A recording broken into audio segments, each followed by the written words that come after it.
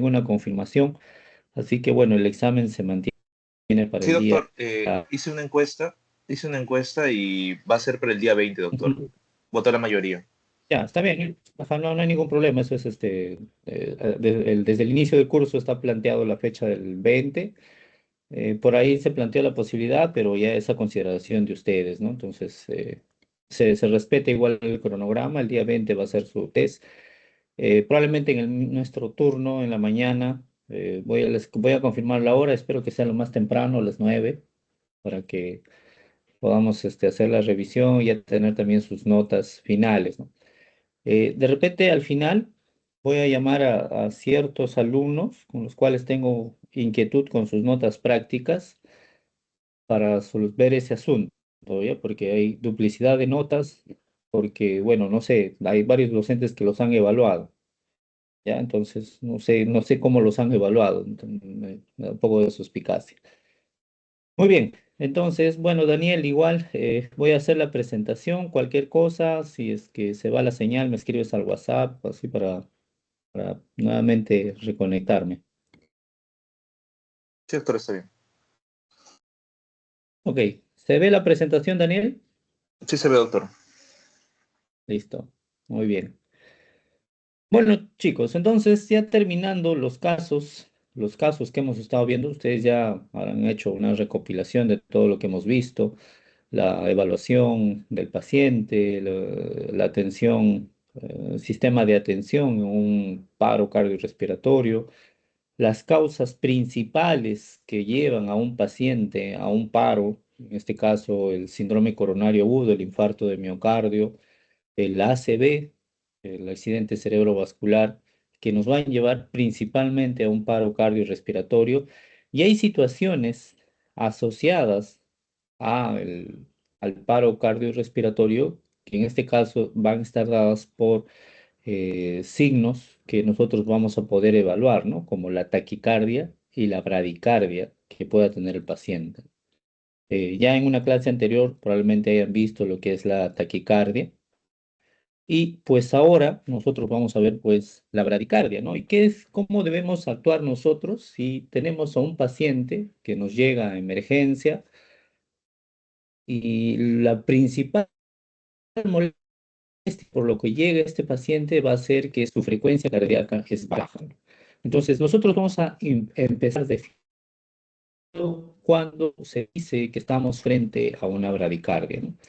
Y nada menos que nosotros vamos a poner el número que viene a ser 50. Ojo, tengan en cuenta esto que estamos hablando de personas adultas, no estamos hablando de niños, no estamos hablando de lactantes, no estamos hablando de recién nacidos, que en los cuales un lactante, un recién nacido, tener una frecuencia ya de 50 es considerado sinónimo de paro cardiorrespiratorio, ¿no? Entonces, no confundamos, estamos hablando de personas adultas. En una persona adulta, una frecuencia menos de 50 latidos por minuto ya es considerado bradicardia. Ahora, va a haber situaciones, muchachos, en las cuales nuestro organismo está adaptado a funcionar con frecuencia. Uno, lo más frecuente son los deportistas destacados, no los deportistas de fin de semana, de un jueves a la semana, ellos, sino los deportistas de alto rendimiento, que su vida ya está dedicada pues a hacer un deporte constante. De ellos, habitualmente, por el desarrollo del corazón, del ventrículo izquierdo, hace de que sus frecuencias sean bajas, ¿no? Frecuencias de 45 a 50, para ellos es normal. Otra situación fisiológica normal va a ser el paciente que viene de altura, problemas de altura. Ahí por ahí alguien dejó abierto su audio, por favor, les pido que puedan apagar. Eh, entonces, estos pobladores de altura, muchachos, habitualmente tienen un cambio fisiológico que hace de que aumente la producción de glóbulos rojos. Este aumento de la producción de glóbulos rojos es producto por la poca cantidad de oxígeno que existe a nivel de altura. Y eso hace que se produzca mayor cantidad de glóbulos rojos y por tanto el corazón en el poblador de altura hace que su frecuencia cardíaca disminuya porque tiene una mayor cantidad de hemoglobina. Entonces, esto hace que en estos tipos de personas la frecuencia cardíaca sea baja. Ya vamos a encontrar otras situaciones como los pacientes que están medicados con ciertos fármacos cuyo efecto deleterio puede hacer que se produzca bradicardia, ¿no?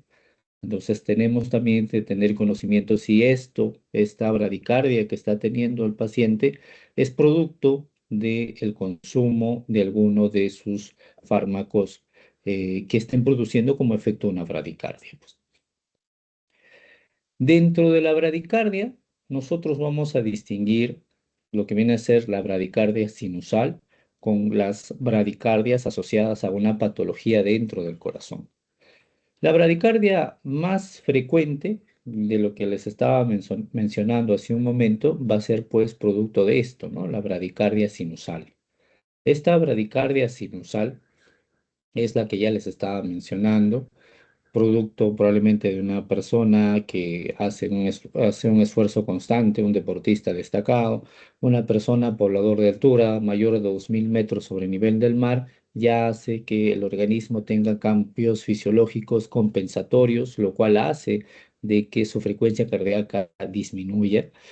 Y ya los propios del corazón, producto de alguna alteración en el inicio de lo que viene a ser el nodo sinusal para que pueda dar inicio a la frecuencia cardíaca, a toda la actividad eléctrica. Y ahí nosotros vamos a tener pues estos famosos, los que vienen a ser los bloqueos. Bloqueos auriculoventriculares, en este caso de primer grado, de segundo grado y tercer grado. Los de segundo grado son los que nos interesan porque estos van a subdividirse, ¿no? Los tipos 1 y tipo 2. El tipo 1, también conocido, bueno, como Mobitz 1 y o de Wekenbach. Y el tipo 2, que también es conocido como el tipo de Mobitz 2. El bloqueo auriculoventricular de tercer grado, esto ya viene a ser una crisis dentro de la actividad eléctrica del corazón, ya que esto generalmente está produciendo un colapso cardiovascular. En este caso, ya nosotros lo que debemos hacer definitivamente cuando identifiquemos un bloqueo de tercer grado es usar lo que viene a ser el marcapaso. Ya sea esto transitorio, porque nosotros estamos identificando este tipo de bloqueo, con lo cual nosotros vamos a usar un electroestimulador transcutáneo, o ya sea permanente. ¿Ya? Entonces esto ahora lo vamos a desarrollar uno por uno, pues, ¿no?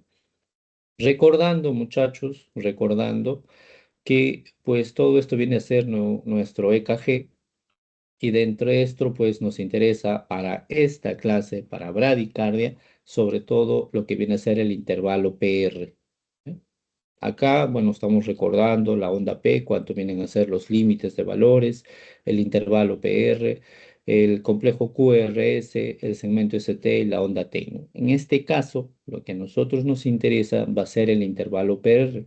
¿Por qué? Porque con este intervalo nosotros vamos a determinar o vamos a categorizar qué tipo de bloqueo auriculoventricular está desarrollando nuestro paciente. ¿Ya? Ustedes recuerden que el valor normal de este PR va entre 0,12 a 0,20 segundos, ¿no? Recordando que, bueno, cada cuadradito pues es 0,04 segundos, ¿no? Habitualmente nosotros decimos una onda normal va entre 3, un intervalo PR normal entre 3 a 5 cuadraditos. Eso es lo normal. Entonces, esto es lo que vamos a preocuparnos ahora cuando vamos a identificar las bradicardias en nuestros pacientes. Lo normal es tener pues una frecuencia entre 60 a 100 latidos por minuto. Es una frecuencia regular, el inicio de la actividad del corazón es sinusal y es una frecuencia constante, pues, ¿no? En cambio, cuando tenemos ya una bradicardia sinusal, vamos a ver que los intervalos o las ondas CRR se van distanciando, se van prolongando, lo cual hace que pues la frecuencia que nosotros podamos identificar en el paciente habitualmente puede ser pues menos de 50 latidos por minuto. ¿Ya? La bradicardia sinusal, ya les expliqué las causas, generalmente está dado por deportistas destacados, poblador de altura o un paciente que está consumiendo algún medicamento que pueda producir como efecto adverso una bradicardia. A la cabeza lo que vamos a tener va a ser los beta blockers, ¿ya? Todo lo que viene a ser beta blockers, labetalol, carvedilol, todos estos fármacos, bisoprolol, hacen que lo que viene a ser la frecuencia del paciente disminuya. Son como efectos adversos de estos fármacos. El bloqueo de primer grado, muchachos, que vamos a identificar que ya vienen a ser ya bloqueos patológicos que está ocurriendo dentro de la conducción del corazón, van a estar dados, o nosotros lo vamos a identificar porque este bloqueo lo que caracteriza es que el intervalo PR es mayor a los 0,20 segundos, mayor a los 5 cuadraditos. Y este intervalo es constante en toda la actividad eléctrica del corazón.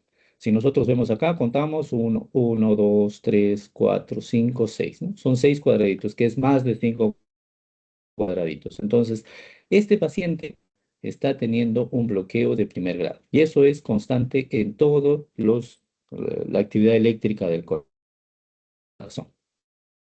Para nosotros decir que estamos frente a esto, siempre tenemos que decir que el ritmo es sinusal. ¿Y cómo nosotros decimos que el ritmo es sinusal? Cuando tenemos una onda P antes de cada complejo QRS.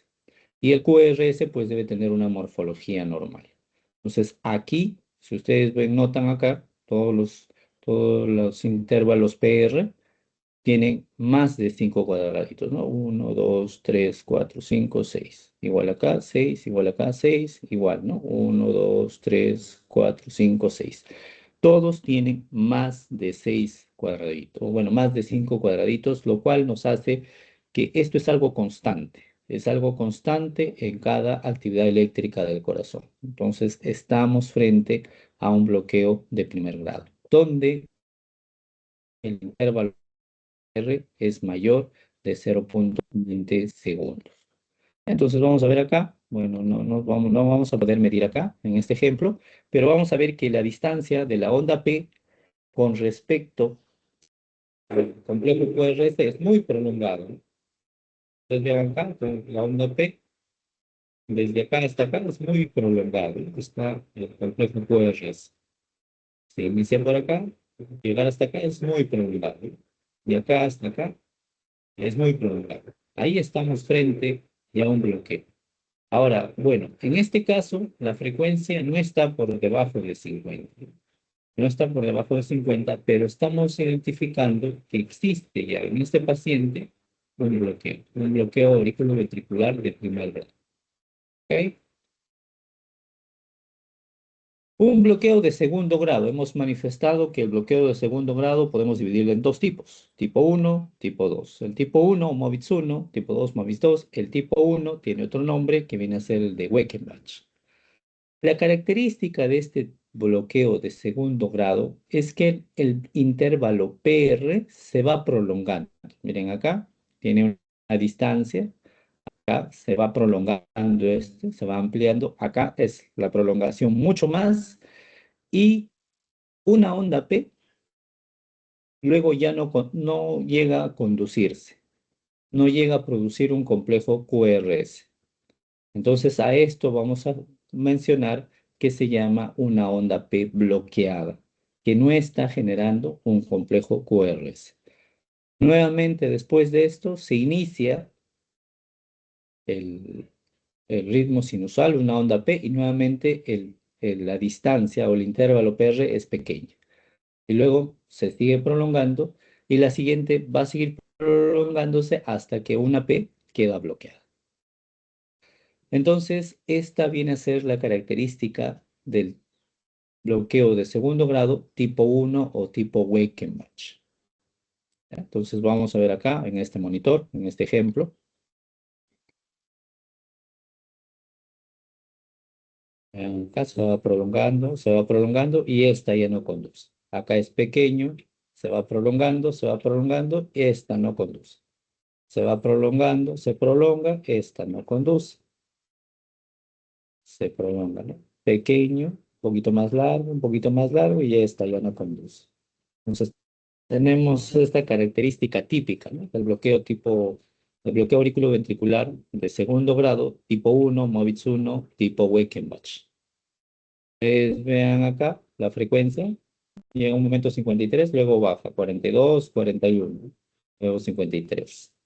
Entonces acá ya estamos frente a un bloqueo de segundo grado tipo Moritz 1 o tipo Weichenbach. La característica, el intervalo PR se va prolongando hasta que una deja de conducir. ¿Ok? Y tenemos pues el bloqueo de segundo grado tipo 2 o Movitz 2. En este caso ya no se va prolongando al intervalo PR, sino que se tiene un intervalo PR constante, constante, constante. Pero después una no conduce, ¿no? Una ya no conduce. Una P ya está bloqueada. En el caso anterior, el intervalo PR se prolongaba, se prolongaba, se prolongaba hasta que una no conducía. En este caso, el PR son constantes o constantes, pero una onda P ya no conduce. Entonces, tenemos un bloqueo tipo MOVIS 2 o tipo 2, ¿no? Bloqueo auriculoventricular de segundo grado, tipo 2 o MOVIS 2. ¿Cómo lo vamos a ver acá? Mírenlo acá.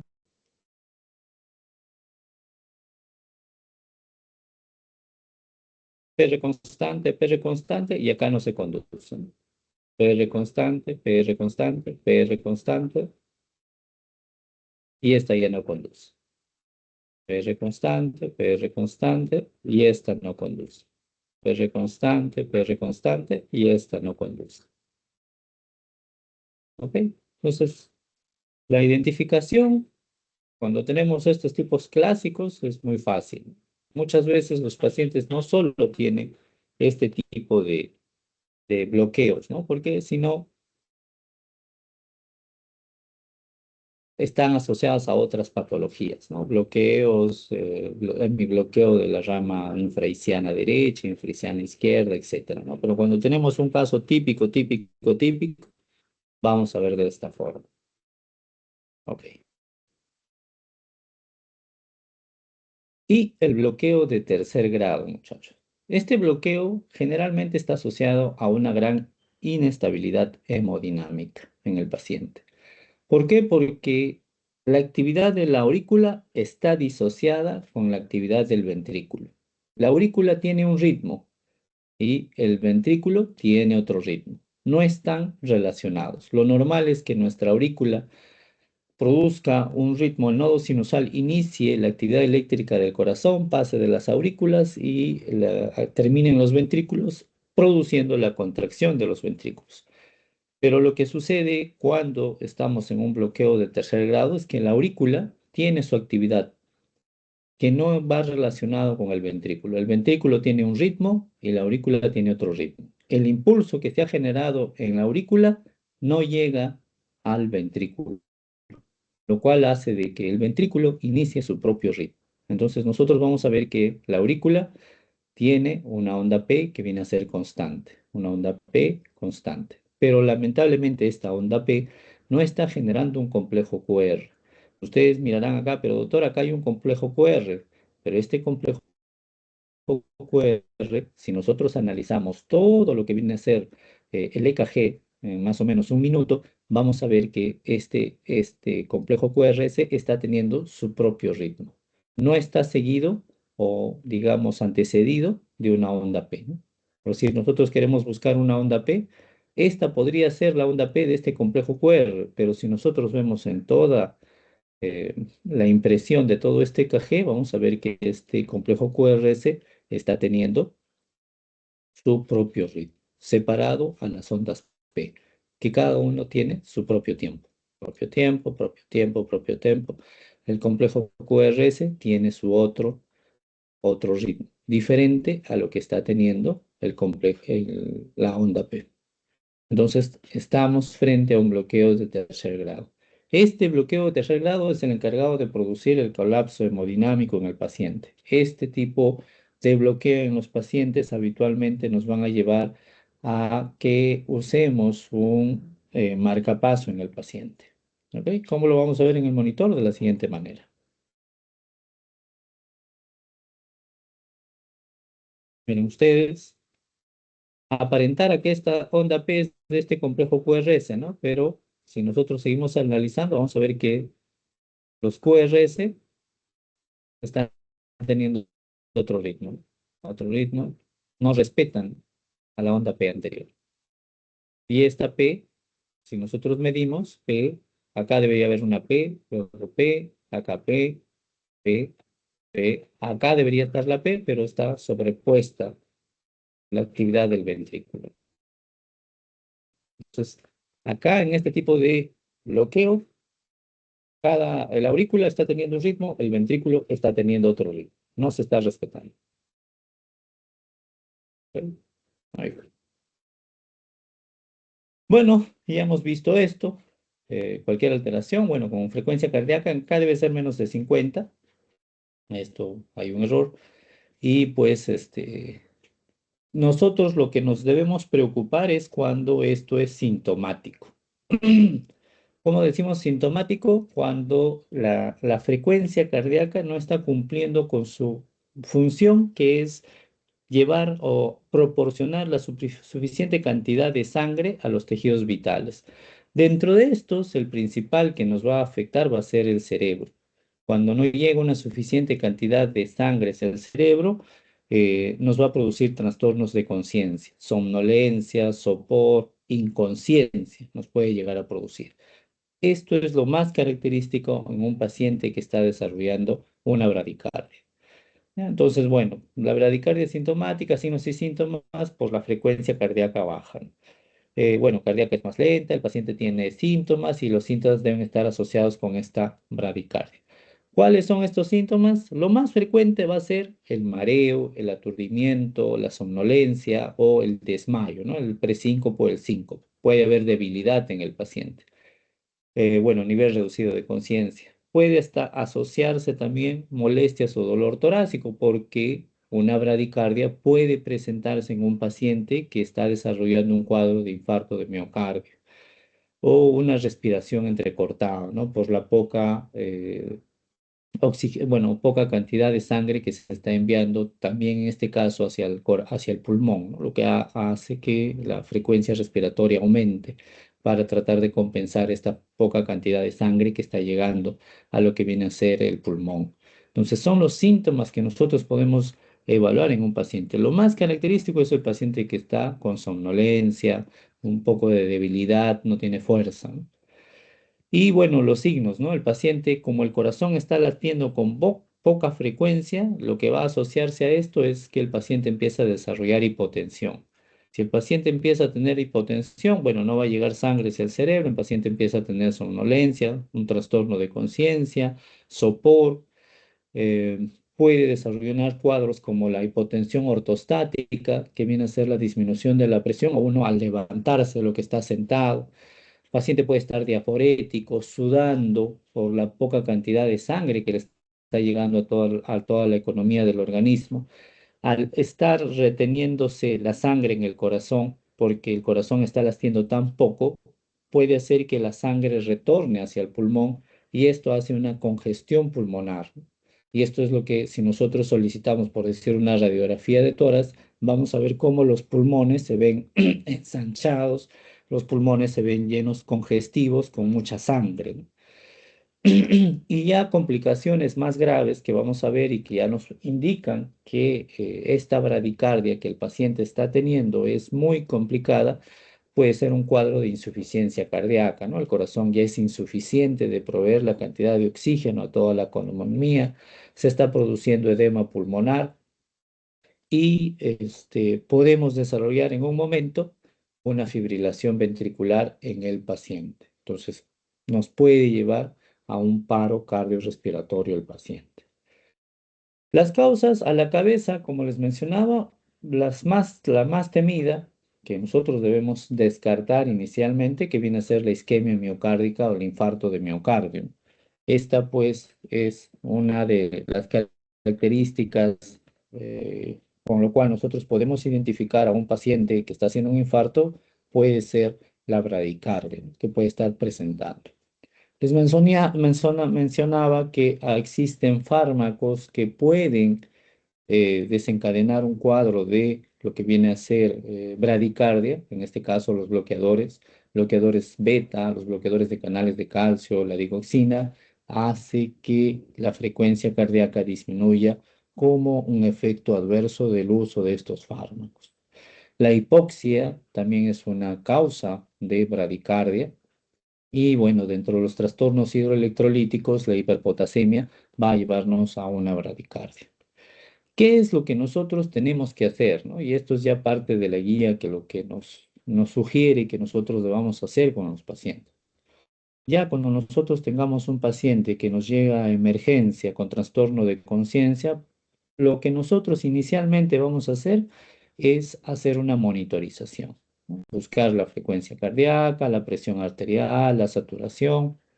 Probablemente vamos a tratar de mantener una vía aérea permeable, ¿no? Si el paciente viene inconsciente, vamos a colocar un tubo de mayo, hacer una hiperextensión para que el paciente siga ventilando, le colocaremos oxígeno de apoyo, mediremos pues la presión, la saturación, tendremos un acceso intravenoso porque probablemente necesite usar ciertos fármacos y, bueno, sacar un EKG de 12 derivadas, ¿no? ¿Por qué? Para que nosotros podamos descartar que el paciente está desarrollando un cuadro isquémico agudo y descartar si esas causas hipóxicas y toxicológicas que hayan llevado al paciente a un cuadro de paro. Eh, bueno, si la bradiarritmia persiste y vemos que el paciente tiene una frecuencia de 38, 39, 40, y esto está asociado a una hipotensión, a una alteración del estado mental, signos de shock que viene a ser poca perfusión, un llenado capilar menos de 2 segundos, molestias torácicas que le empieza a producir dolor torácico al paciente, una insuficiencia cardíaca aguda, lo cual se asocia habitualmente con una poca perfusión tisular, un llenado capilar menos de 2 segundos. La primero que nosotros tenemos que hacer, o el primer fármaco que tenemos que usar, va a ser la atropina. Ustedes ya probablemente en las clases de fármaco relacionados al soporte vital avanzado hayan tocado el tema de la atropina. La atropina viene a ser un parasimpático lítico, ¿no? Va a contrarrestar los efectos del sistema parasimpático, ¿ya? Entonces, nosotros al contrarrestar el efecto del sistema parasimpático, lo que hace el parasimpático es bradicardia, ¿no? Entonces, al bloquear el efecto del parasimpático, lo que hacemos es aumentar la frecuencia cardíaca. Entonces, con la atropina, nosotros vamos a hacer en un momento inicial que la frecuencia cardíaca del paciente suba.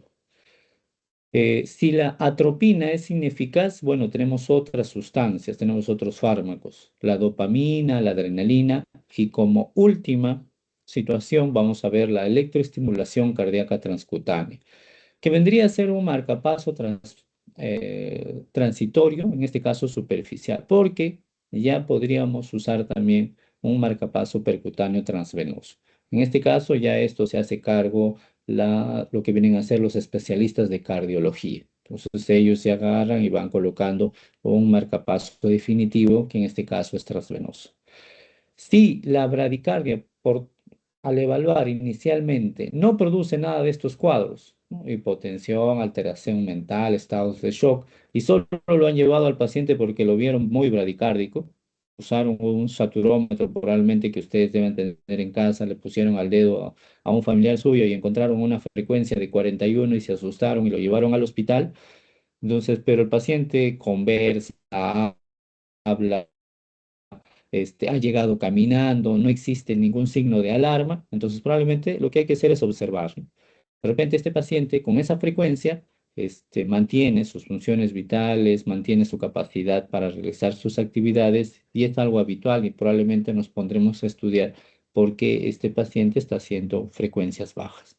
En el caso de que se presentara hipotensión, alterado mental, estado de shock, sí debemos actuar, ¿no? Entonces, bueno, acá siempre cuando nos llega, ya es un poco más disgregado, debemos hacerlo primero, siempre todo paciente, sea la causa por la que llegue, tenemos que permeabilizar la vía aérea, proporcionar oxígeno, tenemos que sacar los signos vitales iniciales, acceso venoso y tener nuestras derivadas. Evaluar estas situaciones.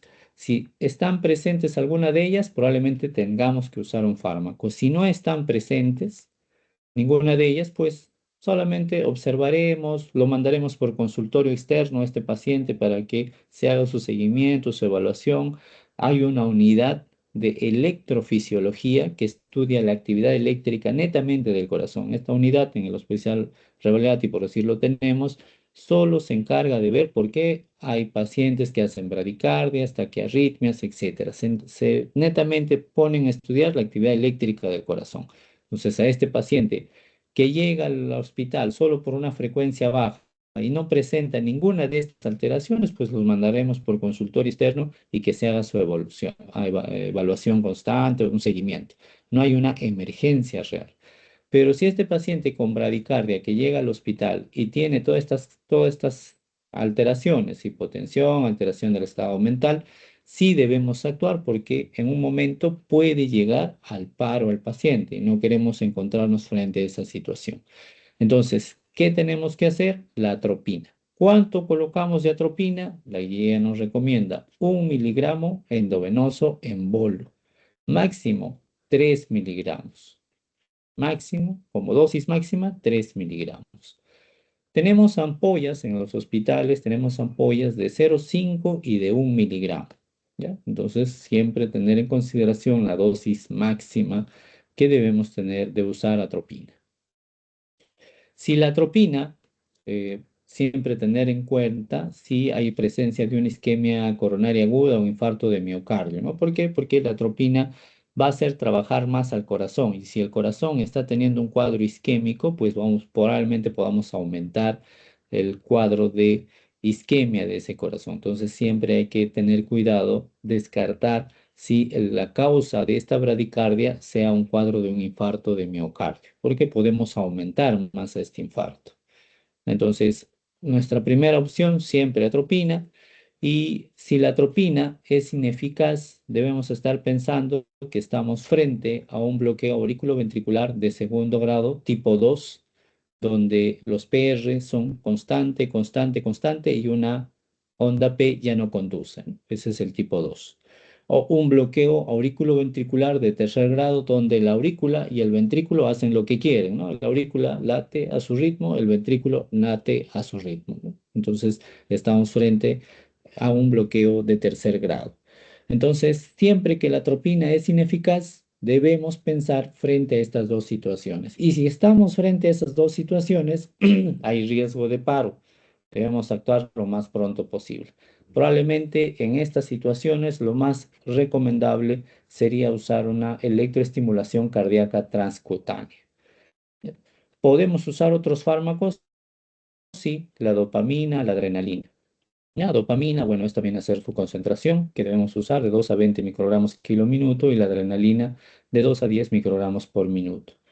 Si es que en un momento la atropina no nos hace efecto. Ahora, ustedes estarán preguntando, pues, ¿qué viene a ser esto de la electroestimulación cardíaca? O en este caso, marcapaso transitorio, ¿ya? Marcapaso transitorio.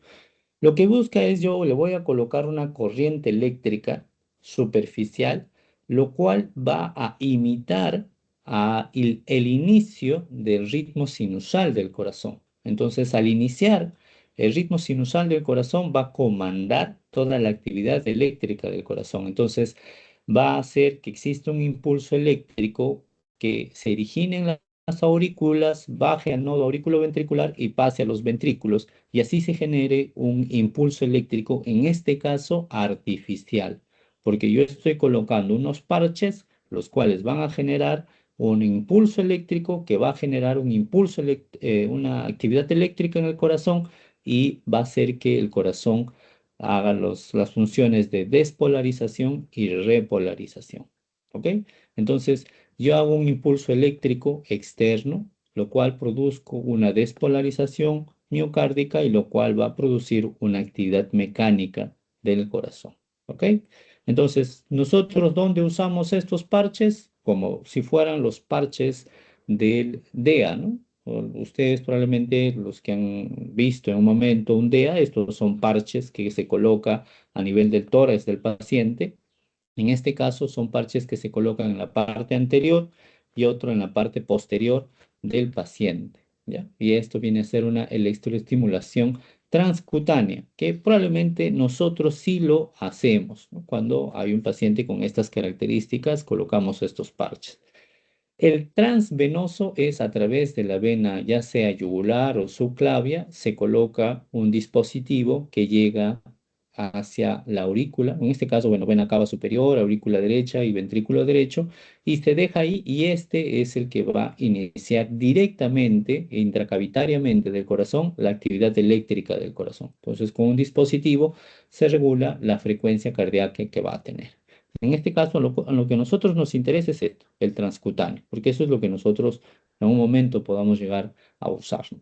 Entonces, esto va a enviar impulsos a través de la piel con los electrodos cutáneos, ¿no? Estos son los parches que, como en el DEA, ya nos indica dónde debemos colocar, ¿no? Generalmente uno viene a dar dado en el lado derecho, que infraclavicular, que es por donde habitualmente pues el corazón inicia en la parte superior y derecha, y el otro en la parte inferior izquierda, o algunos, dependiendo de la guía que nos da los parches, lo puede ser en la espalda, ¿no? Entonces en la espalda se coloca.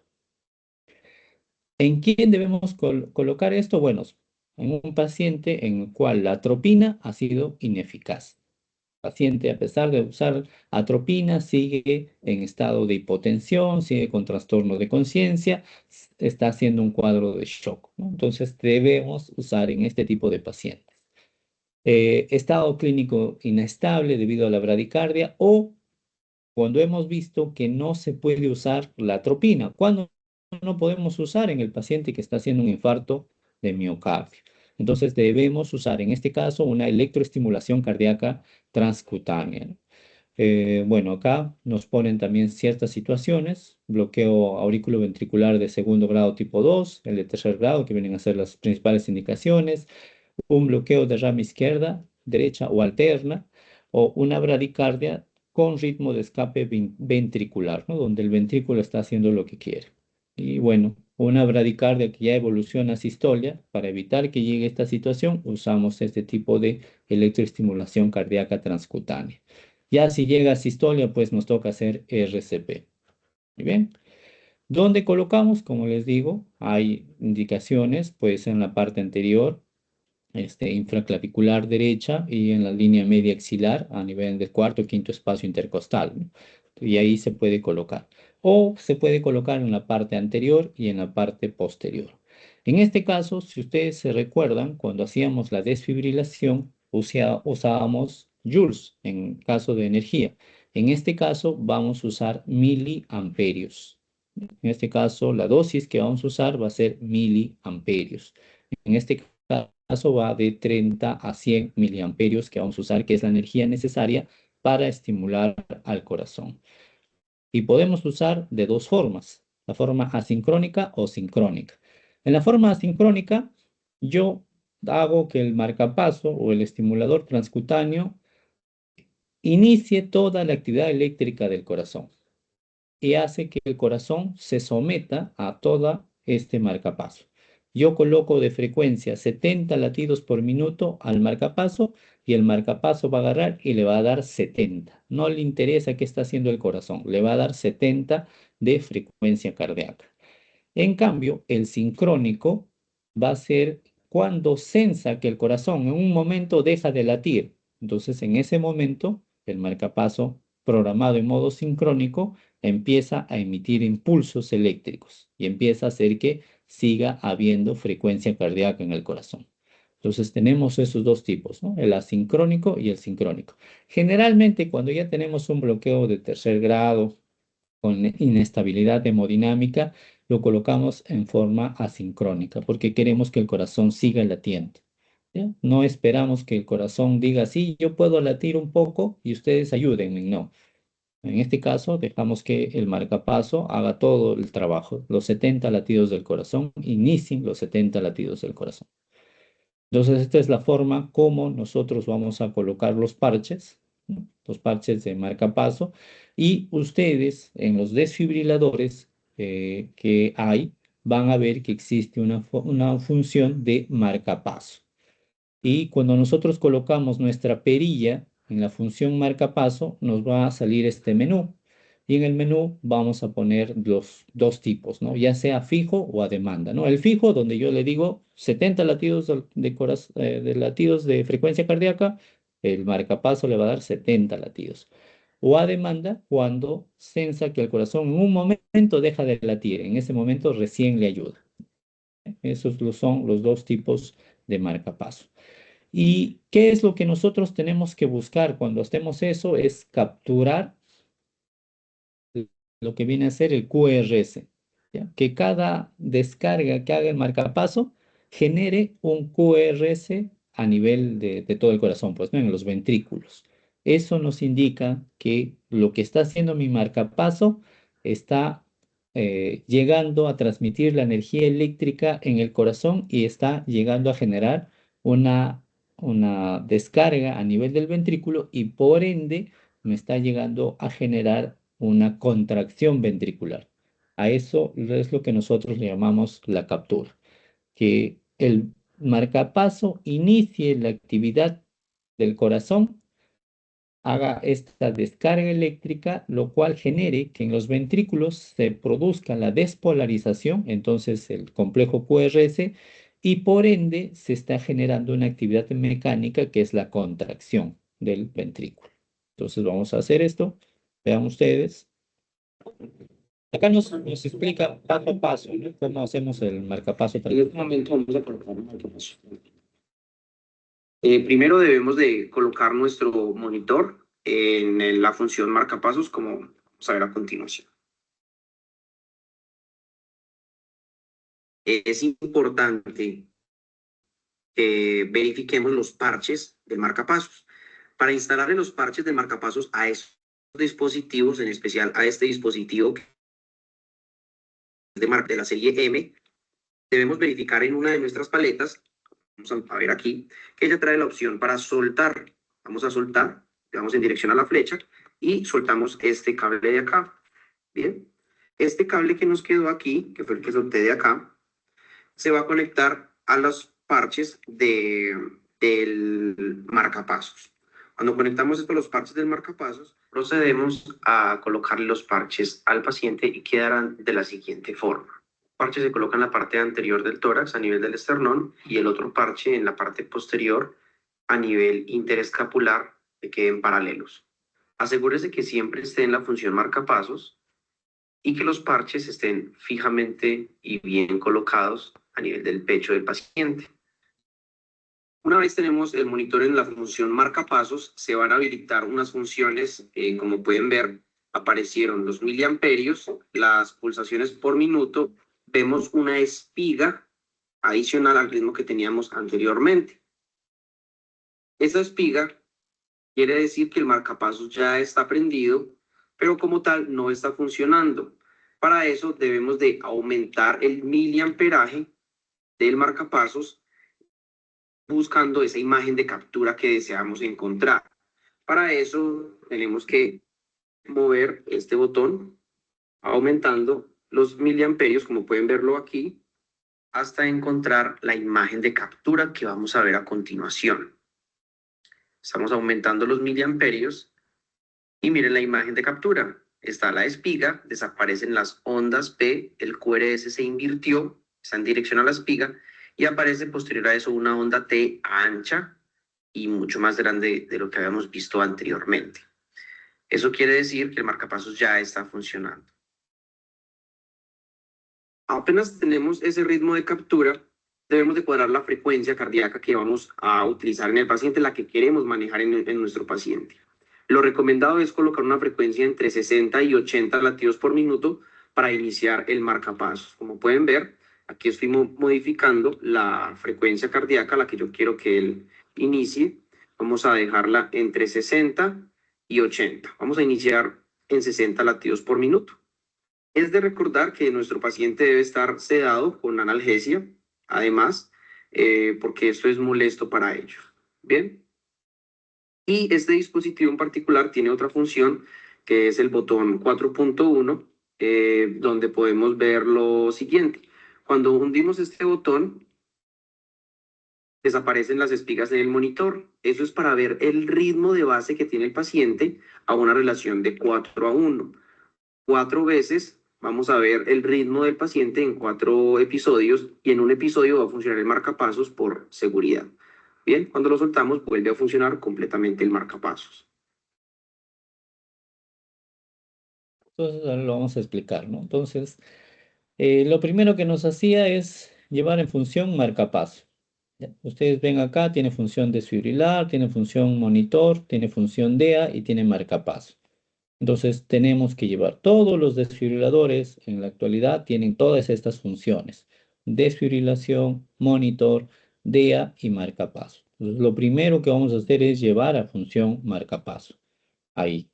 Una vez que estamos en marcapaso, nos va a aparecer las dos cosas fundamentales, que viene a ser el miliamperaje y la frecuencia que nosotros vamos a dar.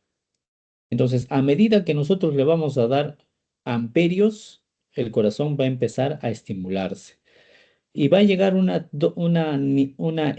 cantidad de energía necesaria que va a poder atravesar del nodo sinusal al nodo aurículo-ventricular y a los ventrículos.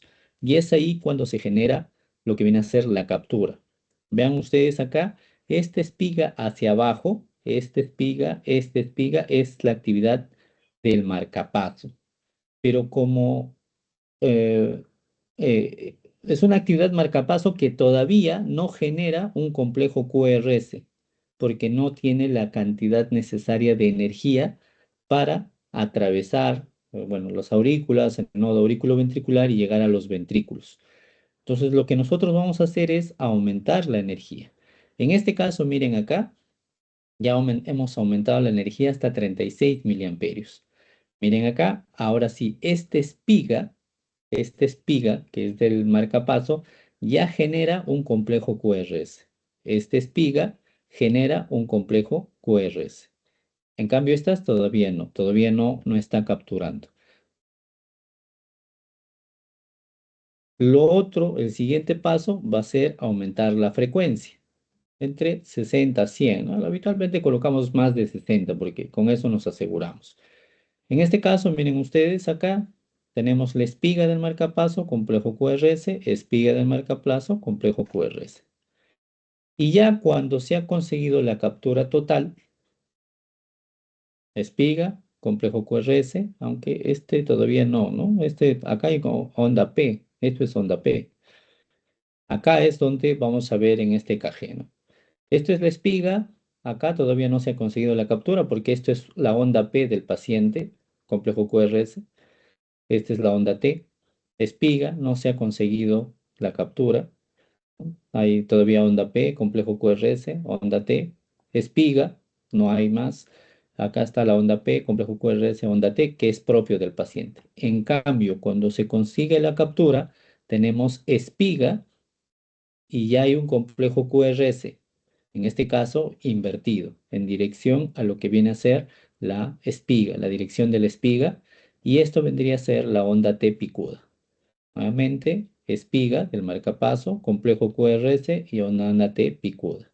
Espiga, complejo QRS, ¿no? Distinto a cuando todavía no se ha conseguido la captura, ¿no? Hay una espiga, pero no hay complejo QRS.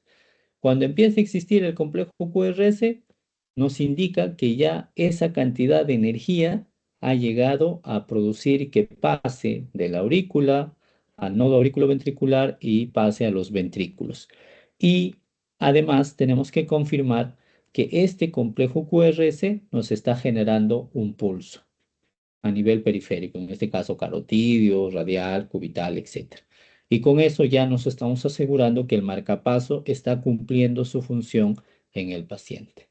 Y bueno, el marcapaso transcutáneo es un dispositivo, no, que en este caso transvenoso, es un dispositivo que se coloca a nivel ya sea de la vena yugular, la vena subclavia, ya viene con un instrumento dado que se coloca a nivel de la vena pasa a la vena cava superior, aurícula y al ventrículo.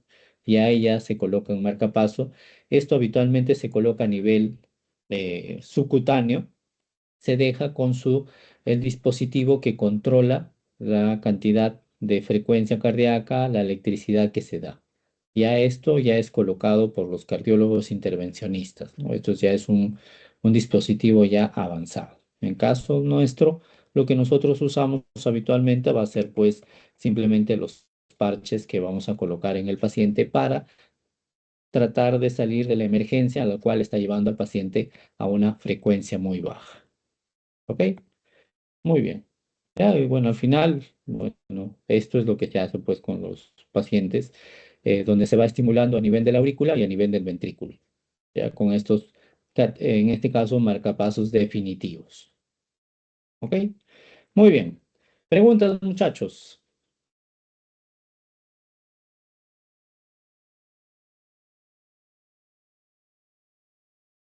¿Están ahí? Sí, doctor. Sí, por mi Ahí parte no tengo aceptan. ninguna pregunta. ¿Alguna pregunta de la clase?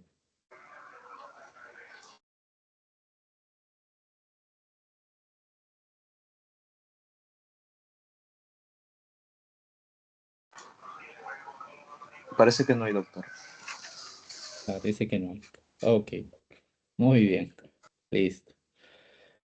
Y bueno, chicos, vamos a hablar acerca de esta parte que vienen a ser los aspectos humanos, éticos y legales del soporte vital avanzado. La parte en la cual nosotros decidimos o no decidimos iniciar con el RCP o cuando decidimos concluir con las maniobras de RCP. Lo ideal para nosotros, pues chicos, es de que todo esfuerzo de reanimación termine en que el paciente salga del paro, pues, ¿no? Esto sería lo ideal para nosotros. Lamentablemente, pues no ocurre eso. En nuestro medio, en nuestros ambientes, en nuestros hospitales, nuestra tasa de salida de RCP es habitualmente muy baja, ¿no? Un 20, un 15%, ¿no? El 15-20% de todos los pacientes que hacen un paro cardiorrespiratorio. Y lo otro es que un gran porcentaje, un 60-70% de los que salen de un paro cardiorrespiratorio terminan con un cuadro de una encefalopatía hipóxica isquémica en un cuadro de coma, muerte cerebral. Entonces, nuestros esfuerzos que nosotros realizamos en los pacientes no son los más óptimos, ¿no? Y a propósito de este caso, el día de ayer me tocó en la guardia una paciente, mujer de 23 años, de Cajamarca, que le van a colocar un balón intragástrico, ¿no? Una paciente con sobrepeso que usan este dispositivo, es un balón que se coloca por la boca, se pasa hacia el estómago y se deja, ¿no? Es como una pelota, pero que se deja a nivel del estómago, lo cual disminuye la ingesta de alimentos porque produce una saciedad en los pacientes, ¿no? Esta pelota que está dentro del paciente que lo está usando hace que disminuya la ingesta de alimentos y por tanto ayuda a la pérdida de peso, ¿no? Es una técnica que usan en este caso, gastroenterólogos para disminuir de peso a las personas pues con sobrepeso, pues, ¿no? Entonces, les resulta lo anecdótico, muchachos, en esta situación y ustedes van a ver que cuando es digamos, un personal relacionado a la salud que se va a intervenir a un cuadro, viene el famoso síndrome del paciente recomendado, ¿no? El paciente que o puede ser médico, enfermera, alguien del sector salud, o puede ser un familiar directo, ¿no? En este caso, por azares del destino, muchachos, eh, la chica de 23 años, la joven de 23 años, era hija del gastroenterólogo que estaba realizando el procedimiento, ¿ya? Que le estaba colocando un balón intragástrico. Y bueno, lamentablemente, muchos de los procedimientos en la calle para evitarse el pago de un anestesiólogo, lo hacen ellos mismos, ¿no? Los propios gastroenterólogos, hay veces cirujanos, ¿no? Hacen ellos sus procedimientos sin un anestesiólogo que los acompañe. Y para hacer estos procedimientos, como colocar un balón intragástrico, se tiene que sedar al paciente. Entonces, sedar al paciente quiere decir que el paciente va a estar con la conciencia disminuida o vamos a abolir transitoriamente la conciencia, pero permitiendo que el paciente siga respirando. Es como un paciente dormido, pero que cualquier estímulo no lo puede despertar. En este caso, ¿por qué? Porque está bajo el efecto de ciertos fármacos, con lo cual estamos produciendo un deterioro de la conciencia transitorio. Bueno, a esta paciente probablemente no hayan tenido un anestesiólogo al costado suyo, colocaron los fármacos sedantes y lamentablemente, pues lo más frecuente que se producen en ellos es el deterioro de la conciencia, pero asociado con el deterioro de la frecuencia respiratoria. Probablemente la paciente hizo un paro respiratorio inicial que no se percataron o probablemente no supieron manejar este paro respiratorio de la paciente que le habían causado, lo cual desencadenó en un paro cardiorrespiratorio. El paciente hizo paro. Más o menos esto estoy hablando que ocurrió en Cajamarca aproximadamente el 20 de noviembre, ¿no? 21 de noviembre. Y hicieron RCP por 7 minutos, ¿no? A los 7 minutos sale la paciente de paro. Bueno, salió de paro, tuvo restitución de la circulación espontánea, tuvo pulso, tuvo eh, respiración y, bueno, paciente pasó, esto lo estaban realizando en un consultorio particular, pasaron de esto a, a un hospital, llevaron a un hospital y este paciente pasó a una unidad de cuidados intensivos en ese hospital y hace aproximadamente 4 o 5 días lo refieren de Cajamarca acá al Hospital Rebagliati, pues, ¿no? Para su manejo, para su control y tratar de mejorar el pronóstico de esta paciente. Esta paciente el día de ayer ingresa a mi guardia por una intubación prolongada, ¿no? La paciente está intubada desde aproximadamente el 20 de noviembre y ya estamos 6 de diciembre, ¿no? Son 16 días. Aproximadamente a las 2 semanas, cuando una persona está intubada, empieza a producirse una estenosis de la tráquea, ¿ya? Entonces, para evitar eso, se debe cambiar el tubo por una traqueostomía, realizar una traqueostomía, ¿ya? Colocar un tubo a nivel de la tráquea, porque el tubo, si sigue colocado, va a empezar a producir una estenosis traqueal. Entonces, ingresa el día de ayer la paciente para que le hagamos su traqueostomía. Ah, para lo cual se tienen que firmar ciertos formatos. O sea, se tienen que firmar ciertos formatos autorizando la cirugía, autorizando el acto anestésico.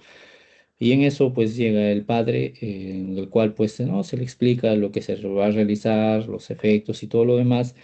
Y bueno, nos comenta de que bueno, la paciente aparentemente está teniendo movimientos espontáneos, ¿no? Lógicamente que probablemente ya en 2 semanas, si los esfuerzos de reanimación, la reanimación fue adecuada, a los días, a la semana, el paciente habitualmente sale del ventilador y ya hay una respuesta de corteza, ¿no? Que quiere decir de funciones vitales superiores, de recordar, hablar, tener conciencia. En este caso ya es más de 15 días, entonces probablemente esta paciente ya entre en un estado de estado vegetativo, ¿no?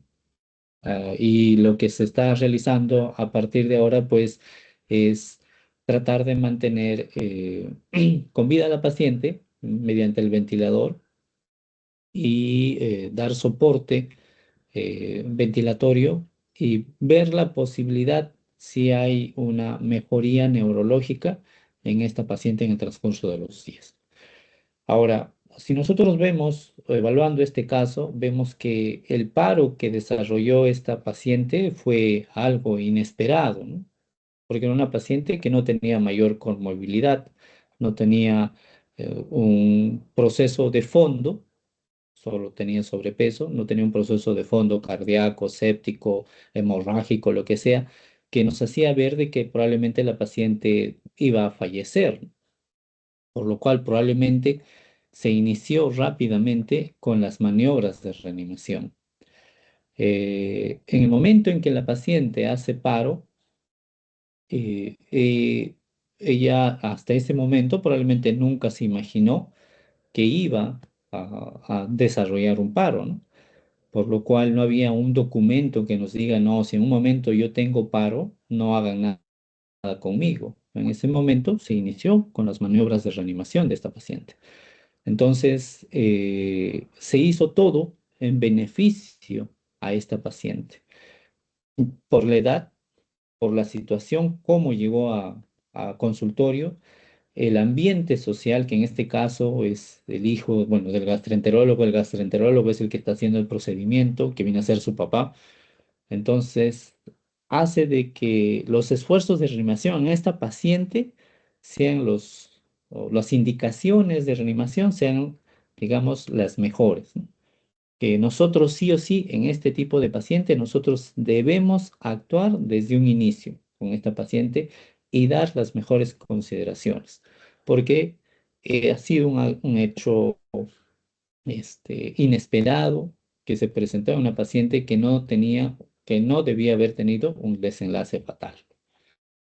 Ahora, tenemos otro caso, ¿ya? Este es un caso, una paciente 23 que acabamos de hablar, ¿no? Tenemos otro caso, que es una paciente de 98 años que ingresa a emergencia por un cuadro obstructivo aproximadamente de una semana, lo cual le ha llevado a un cuadro de shock séptico, eh, y se determinó, ya en la cirugía, se determinó que la paciente tenía un cáncer a nivel de páncreas, lo cual había diseminado pues en todas las estructuras adyacentes, lo cual había producido la obstrucción intestinal y que la paciente pues está en dependencia de un ventilador, ¿no? A los días de ser operada esta paciente, 98 años, se logra extubar a la paciente, sale del ventilador.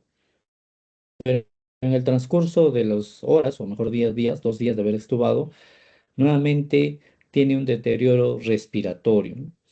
Estaba usando esta paciente drogas vasopresoras porque estaba en un cuadro de shock séptico. No se le había retirado totalmente.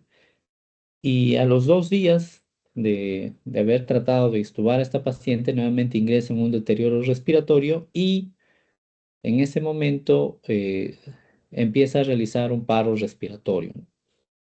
El médico encargado de turno en ese momento decide realizar la intubación y aumentar las drogas necesarias para este paciente y aumentar las maniobras ventilatorias para este paciente, ¿no? Pero nosotros ya entendiendo en este paciente, vemos de que uno es una paciente de 98 años, que el pronóstico producto de la enfermedad de fondo, que viene a ser un cáncer de páncreas, hace de que cualquier esfuerzo que nosotros realicemos en esta paciente no va a mejorar la calidad de vida de esta paciente, porque probablemente eh, si en un momento sale del ventilador, va a quedar en un estado postrado la paciente, dependiente total de todo su marco humano que lo acompaña, ¿no? Familiares, hijos, nietos, etcétera. Probablemente la paciente ya estaba desarrollando un cuadro que es la fase final de la vida, ¿no? La muerte, pero que lamentablemente un médico no centró su actividad en el paciente, más centró su actividad en él, ¿no? En que yo tengo que rescatar a esta paciente porque no se puede morir, pero no evaluó más allá de la calidad de vida que le espera a esta paciente y qué le va a mejorar en esta paciente, teniendo un cuadro de fondo que es irreversible, ¿no? En este caso, un cáncer de páncreas que ya es metastásico. Muy bien. Entonces, vemos dos situaciones muy distintas, muchachos, ¿no? Una paciente ya de 98 años que probablemente si es que nunca hubiéramos intervenido, hubiera seguido el cuadro o los pasos o la secuencia de la muerte, ¿no? En cambio, una paciente, producto de una intervención joven de 23 años, desarrolla fortuitamente un paro cardiorrespiratorio, en la cual sí nosotros, apoyando adecuadamente en el proceso, en el acto del paro cardiorrespiratorio, podríamos haber mejorado las expectativas de vida de esta persona. Entonces, eso es lo que ahora nosotros vamos a ver acá, pues, ¿no?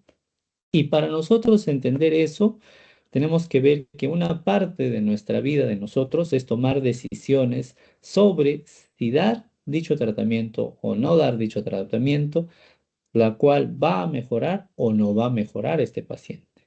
¿Ya? Entonces, la deontología, va a ser esta rama o un conjunto de principios que nos va a dar las reglas éticas de cómo guiar la conducta profesional del médico, que es al fin y al cabo lo que nosotros vamos a hacer con los pacientes.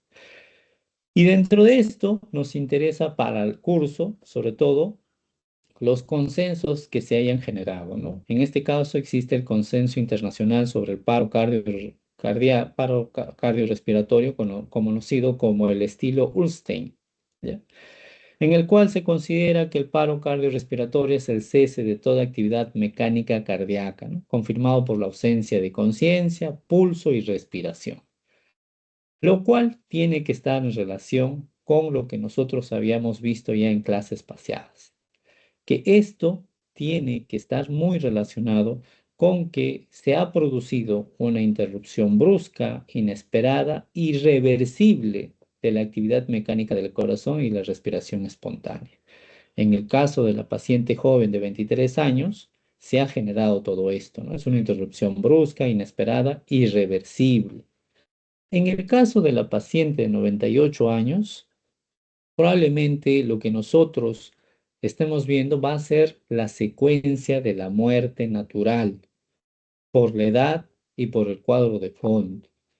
No es una interrupción brusca lo que en un momento realizó esta paciente, era algo esperado y probablemente es irreversible porque nosotros, por más que podamos dar asistencia ventilatoria y asistencia cardíaca al paciente, si le quitamos esto, su función respiratoria y cardíaca nunca va a sobrellevarse. Siempre debemos tener, o cómo nosotros debemos tener la decisión de reanimar o hacer una reanimación cardiopulmonar, ¿no? Debemos basarnos en los principios básicos de la ética, que lo vamos a ver, situaciones claras de inicio de la RCP, paciente joven sin ninguna mayor patología y que no es una secuencia de muerte, y situaciones en las cuales nosotros debemos suspender las maniobras. Tenemos que tener conciencia que el objetivo de la reanimación es la supervivencia y no solo la restauración de funciones vitales. En la paciente joven lo que nosotros buscamos es que ella retome sus funciones, sobre todo sus funciones corticales, sus funciones cerebrales de función avanzada. En cambio, en la abuelita de 98 años, lo que hizo este colega solo fue que siga latiendo el corazón, porque su supervivencia es mala, es nula a corto y a largo plazo. Una abuelita de 98 años no le vamos a ofrecer nada, no vamos a ofrecerle tratar de un problema que ya es inmanejable. ¿Ok? Entonces, ¿cuáles vienen a ser los objetivos de la RCP? De todas maneras, tenemos que preservar la vida. recuperar la salud, aliviar el sufrimiento, limitar las secuencias y, bueno, respetar las decisiones, los derechos y la privacidad de los individuos. La medicina principalmente se basa pues en aspectos éticos y hay 4 principios éticos que se hizo en el documento de Hastings Center en el año 96 que vienen a ser los fines de la medicina. De estos muchachos, probablemente a lo que a nosotros nos interesa va a ser estos 3 últimos. Vamos a verlos uno por uno, ¿ya? Prevención de enfermedades y lesiones y promoción de mantenimiento de la salud. Bueno, esto se hace en todos los centros de salud. No está muy relacionado con lo que nosotros estamos viendo en el paro cardiorrespiratorio. Lo que sí está relacionado con nosotros es el alivio del dolor y el sufrimiento. A esta abuelita que hasta ahora está en un ventilador, lo que nosotros estamos generando es un sufrimiento. Sufrimiento a la abuelita, sufrimiento, dolor a la abuelita y a los familiares. Lamentablemente estamos y seguimos produciendo a esta paciente. La asistencia y curación de los enfermos y el cuidado de los que no pueden ser cuidados, ¿no? Un paciente que hace paro, tenemos que asistirle, pues, ¿no? Hacerle las compresiones, etc. Evitar la muerte prematura y velar por una muerte en paz. A la chica de 23 años debemos evitar por todas las formas de que nos desarrolle un evento o salga de ese cuadro. Evitar esa muerte prematura. A la abuelita de 98 años, nosotros debemos asegurar una muerte en paz, muchachos. ¿Ok? Esto, al menos estos 3 últimos principios, aliviar el dolor y el sufrimiento, la asistencia y curación, evitar la muerte prematura y velar por una muerte en paz, son los que están más relacionados cuando nosotros hacemos reanimación cardiopulmonar. Y los principios bioéticos que ustedes probablemente van a llevar un curso de ética en medicina o bioética, van a tocarlo más a fondo, van a ser estos 4 principios, muchachos. Antiguamente, bueno, no antiguamente, hasta los años 2000, 2010, importaba lo que decidía el paciente. Disculpen, lo que decidía el médico. ¿Ya? Importaba todo lo que yo decida. Yo decido que este paciente siga con vida, entonces yo procuraba de que este paciente tenga, como en un parte inicial, funciones vitales, que tenga saturación, que tenga actividad eléctrica del corazón, que tenga pulso, ya, para mí está bien ese paciente. En la actualidad, muchachos, nos estamos orientando más a las decisiones del paciente, en el principio de autonomía. Yo decido. Si yo decido que no voy a tratar mi cáncer y quiero una muerte tranquila y feliz, no me someto a ningún tratamiento. En estos 3, 6, un año de vida que me queda, hago todas las actividades que he deseado hacer y probablemente al año, a los 6 meses, voy a fallecer. Entonces yo decido morir de esa forma. Pero si por el contrario, no, yo decido que me hagan mi quimioterapia, que me hagan mi cirugía, que me hagan todas las intervenciones, yo estoy decidiendo. Entonces, en la actualidad se está respetando o se está manejando el derecho de autonomía, lo que decide el paciente. Antes, y es el concepto que ciertos médicos, sobre todo los mayores, manejan, es de que no, este paciente tiene cáncer, tenemos que intervenir, secar este cáncer. Ahora, ya, tenemos que hacer quimioterapia. Después de 12 sesiones, vamos a hacer radioterapia, 15 sesiones. De ahí le vamos a sacar una tomografía. De ahí evaluamos. Si hay restos, volvemos a intervenir. Pero hasta eso, muchachos, el sufrimiento del paciente, el sufrimiento de los familiares se prolonga. Entonces, ahora en la actualidad, si el paciente decide seguir toda esa secuencia, él decide. Lógicamente que nosotros orientamos al paciente. ¿Sabes qué? Con esto podemos conseguir que tu supervivencia sea 5, 6, 10 años más. No podemos garantizar que nosotros podamos retirar todo el tumor. Hay riesgo de que quede cierta cantidad de ese tumor y nosotros no podamos hacer más. O sí, de ahí podemos realizar una radioterapia, de ahí podemos realizar otro procedimiento. Entonces, en la actualidad nos basamos en el principio de la autonomía del paciente. ¿Ok? Vamos a ver todos estos principios del beneficencia, justicia y la no maleficencia. ¿Ok? Bueno, la autonomía ya hemos estado viendo, es la obligación de respetar las preferencias del paciente. Muchos de los pacientes deciden, yo si en un momento hago un paro, por favor, no me hagan RCP. Eso es su decisión del paciente. Tomar decisiones de acuerdo con sus valores y creencias. Lo malo, muchachos, es que cuando nosotros estamos frente a un paciente que ha desarrollado un paro cardíaco, el paciente no nos va a decir, ¿no? Salvo haya manifiesto escrito o salvo exista en la actualidad, ¿no? Un tatuaje que diga no reanimar, ¿no? Que ya nos está dando una preferencia del paciente. Pero si es que no existiera eso, no tuviéramos conocimiento de esto, pues es un reto, ¿no? ¿Qué ha decidido el paciente? Ha decidido que en un momento, si desarrolla un paro cardiorrespiratorio, le realicemos reanimación. Nosotros en ese momento no sabemos, porque de repente es un paciente que no conocemos, nos hemos encontrado en la calle o a nivel hospitalario, no conocemos la historia de este paciente. Y nosotros probablemente por el derecho de la justicia, el derecho de no maleficencia, vamos a iniciar con la reanimación cardiopulmonar. Ahora, la no maleficencia o futilidad es un principio ético. Esto quiere decir no hacer más daño.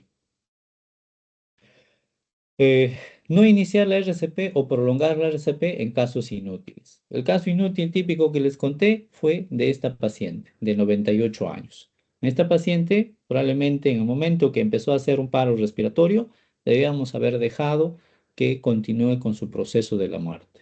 No realizar mayor esfuerzo porque es algo inútil, algo fútil, no tiene beneficio para el paciente. Una reanimación fútil o inútil es si no se aporta ningún beneficio en términos de prolongar la vida con calidad de vida aceptable. Esta paciente va a estar postrada, dependiente de un ventilador, dependiente de nutrición enteral por una sonda, dependiente de los cambios producto de sus metabolismos propios de cada paciente. La OMS considera que un tratamiento médico fútil no ofrece ninguna esperanza razonable de recuperación o mejora. Y la resucitación fútil, que donde la posibilidad de supervivencia con buena calidad de vida son mínimas. Este es un principio ético, la no maleficencia o futilidad, muchachos. La beneficencia es dar el mayor beneficio para el paciente, hacer las mejores compresiones, hacer toda una secuencia de reanimación cardiopulmonar avanzada con todos los drogas, instrumentos que nos indiquen que estamos realizando un buen RCP. En este caso, pues iniciamos las RCP o bueno, vamos a rechazar la RCP. Y la justicia y equidad, pues, ¿no? Que debemos tratar a todos por igual, muchachos. No, que él es el hijo del médico, ella no es el hijo del médico, ella es el recomendado, él no es el recomendado, no. Los recursos para reanimación deben estar disponibles para cualquier paciente. ¿Ok? ¿Cuándo iniciamos la RCP? Existe una parada brusca e inesperada. Los ejemplos ya la di. Breve duración de la parada. Si ha transcurrido mucho tiempo, en este caso es un excepto mayor a 20 minutos, o si no se conoce dicho periodo, pero hay signos de muerte biológica, no se debe reanimar, muchachos. Hay potencial reversibilidad, sobre todo en un paciente joven.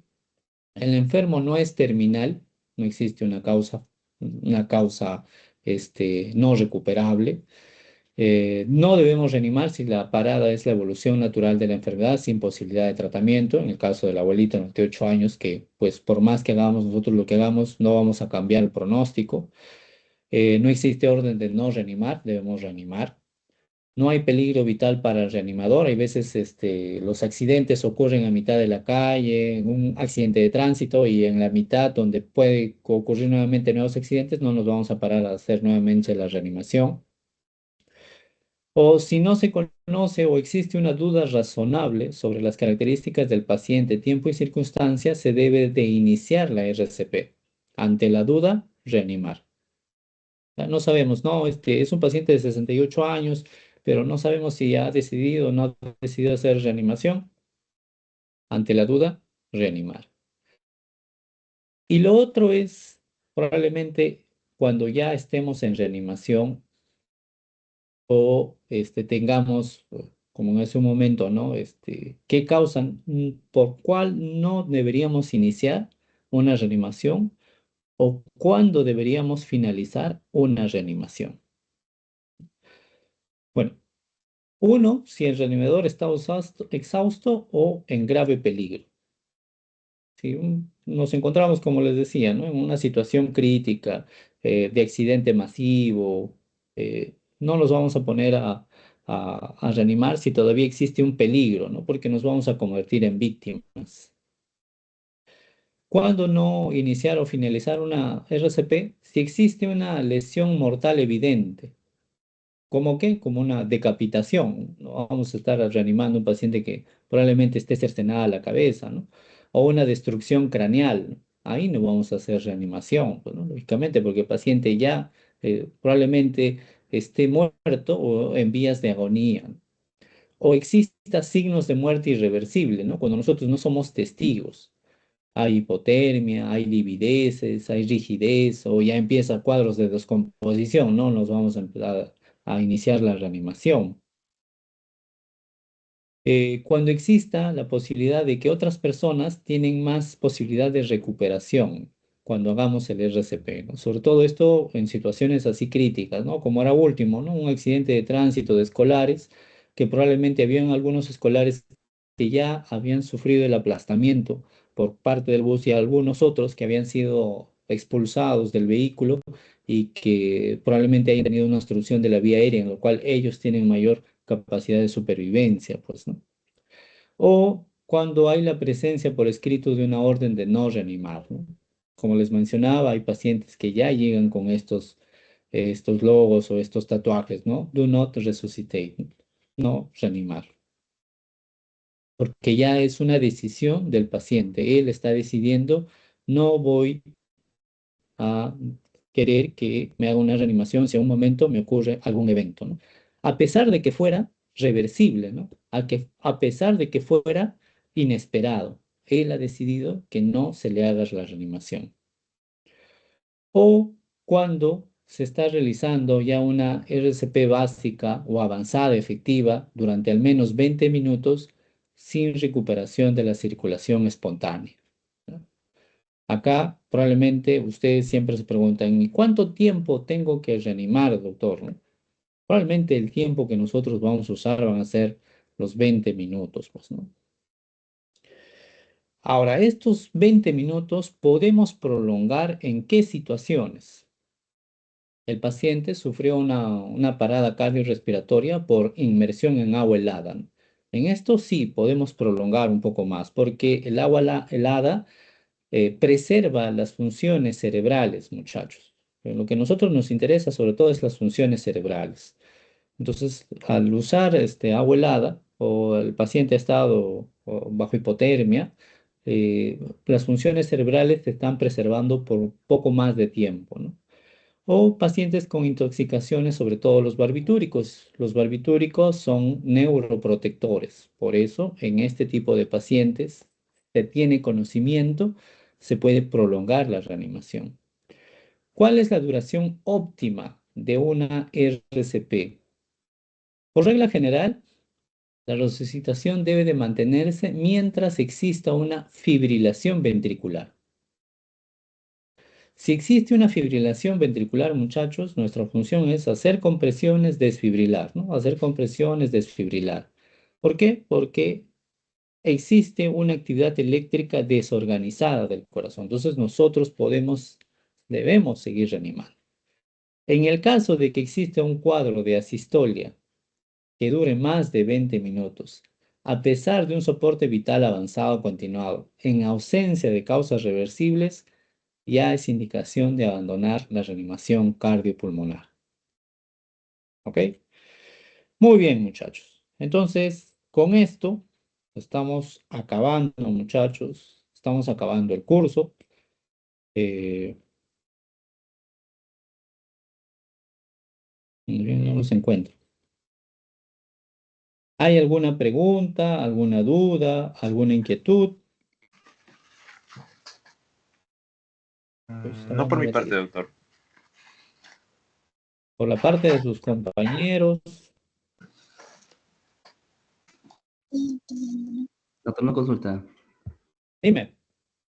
¿La eutanasia tiene que ver con la solicitud si el paciente decide o no decide que siga vivo? Claro, pero la eutanasia es, no nos encontramos en la situación de un paciente en paro, ¿no? El paciente en paro es muy distinto a la eutanasia. La eutanasia, por decir, tú quieres autoeliminarte. No, digamos, tú ya no decides vivir.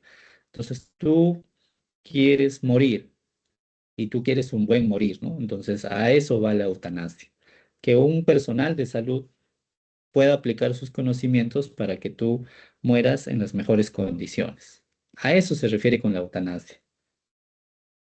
Generalmente esto se da en pacientes con enfermedades terminales que no quieren prolongar su situación crítica, ¿no? O pacientes totalmente dependientes, ¿no? El caso típico va a ser de la paciente que tenía un cuadro de esclerosis lateral amiotrófica, que era dependiente totalmente de otras personas, ¿no?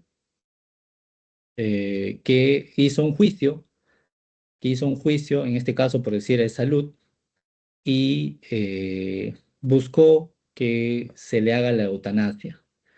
Ah, Al final ella ganó, buscó de que tenía todos los preceptos por el beneficio ahora de la ética de la autonomía. Se basó en ese principio y logró que ella ya ha decidido que en la condición que se encuentre, no, que era una dependencia total, ella decidía morir. Entonces, en ese momento, ella, vamos a dejar compartir, ya decidió pues fallecer. Salud se dio las condiciones para que se haga la eutanasia. En Perú es probablemente una de las principales, o una de las primeras eutanasias que se ha practicado, ¿no? No, gracias, doctor. Gracias. Ok. Ujú. ¿Hay alguna pregunta más, muchachos?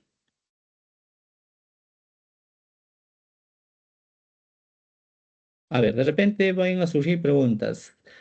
Claudio Córdoba Valeria, ¿se encuentra? Daniel, ¿sabe si lleva el curso? Sí lleva, doctor. Debería estar presente. Sí, Claudia Córdoba. ¿Se encuentra Claudio Córdoba? En la reunión parece que no es la reunión. Ya, porque bueno, ella no ha dado el examen parcial y bueno, de ahí tengo a Mejía Briones Antonella Mávila. Doctor, ella me comentó que se iba a retirar del curso. Ya, retirar. Ok. De ahí tengo a Pau Carcosio Joseph. Mm, no, no me comentó ¿Se nada, doctor. encuentra? Ya, porque de él no tengo nota práctica. Ya, y bueno, tampoco tengo nota de, no se ha presentado el examen parcial. Ya, Doctor, él, bueno, él era mi compañero, me dijo que sí se iba a retirar del curso también. el curso. Ya, Sí, ya. Y de ahí tengo a Ramírez Mancilla. ¿Se encuentra?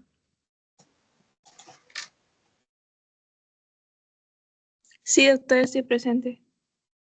Dígame usted con qué docente ha hecho la primera práctica. Disculpe, doctor, no recuerdo su nombre, pero es la doctora que está en el Hospital Loaiza. Hospital Loaiza. Ya, porque el doctor Aimé lo ha evaluado a usted también. No, no he estado con el doctor Aimé, disculpe. Hospital Loaiza. Ya, ya. Vamos, Ramírez Mancilla Bania, ¿no? Ramírez. Sí, Ramírez Mancilla. Ya. Porque ahí tengo doble nota, no sé por qué. Por eso voy a evaluar nuevamente. Y Samaniego Eschelemaus Jr.